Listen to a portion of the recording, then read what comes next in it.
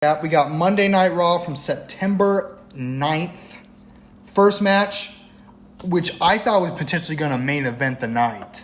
I think I mentioned last week. Yeah. But it kicked off the show. Wyatt 6 defeats American Made in a street fight. So, yeah, it's the 4 members of the Wyatt 6 versus the 4, not the 4 members of, you mean Wyatt, besides from Uncle Howdy. Uncle Howdy. It was technically like 5-on-4, but Uncle Howdy just kind of sat in his chair, and the rest of the Wyatt 6 was in the match. So technically it was 5v4, but it was 4v4 most of the time. Yeah, you had Eric Rowan, you had Joe Gacy, Dexter Loomis, and Nikki Cross. Yeah, it's like a mixed team too. And then Ivy Nile, Chad Gable, and the Creed brothers. And first of all, I just want to say this is match of the night. Match of the last few nights. Good way to kick off the show. Whenever I was watching this match, I was thinking that this match was just as good or maybe even better than the Final Testament versus the Pride. The Pride at WrestleMania. I thought it was just as good as that. Just as good. It's up there. The way Eric Rowan absolutely just tore off the barricade and just used it as like a battering ram. There was so much happening at once during that match. I just loved it. I loved every second of it. And Nikki Cross, when she took off the mask and we saw her face, which for like the first time we saw her face since the storyline began. And also she German suplex. Chad Gable. Oh! You don't do that to Gable. You just don't do that. No, you do if you're Nikki Cross. Who's going to tell her no? But yeah, I feel like after this match, this banger of a match. Is it over? Is this rivalry over? I feel like it's over. Yeah. Now, this is why. This is why I say that. At the end of the match, we have Chad Gable laid down, all the Wyatt 6 is hovering over him, and you could like hear Uncle Howdy saying like it's like an offering for someone. I'm guessing like an offering for Bray Wyatt. Yeah. He was like offering him as like a sacrifice. To like Bray Wyatt. So I thought that was like signifying it's over. So then where do all of these guys go next? Let's start with American Made. Where do they go next? I hope it's not with Alpha Academy. Are you done with that?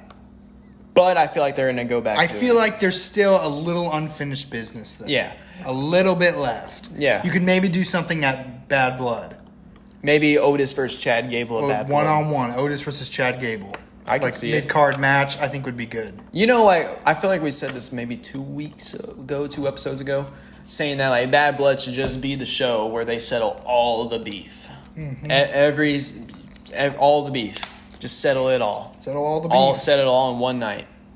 But maybe if they can build this, I say if they can build it up high enough in the time span that they have, then maybe it could go in Bad Blood. I mean, we still got... They could do like a handicap match between Alpha Academy and American Made. And do you think maybe they can like add a new member to Alpha Academy? I don't necessarily know if they should. I think they should. I think they could get away with doing like a mixed handicap match. Yeah. I think you could get away with doing that. We can see. But what about Wyatt 6? Where do they go next? So showing up on SmackDown? Now thinking about it, SmackDown would make sense. Who's the person though? Who they go after? Oh, that's a great question. That's the question. The question is not what show they're going to, but who they're going to. Who would they go after? Because I feel like they could just switch between Raw and SmackDown anytime they feel like it. I mean, I should have asked you this before, but now I'm thinking about it.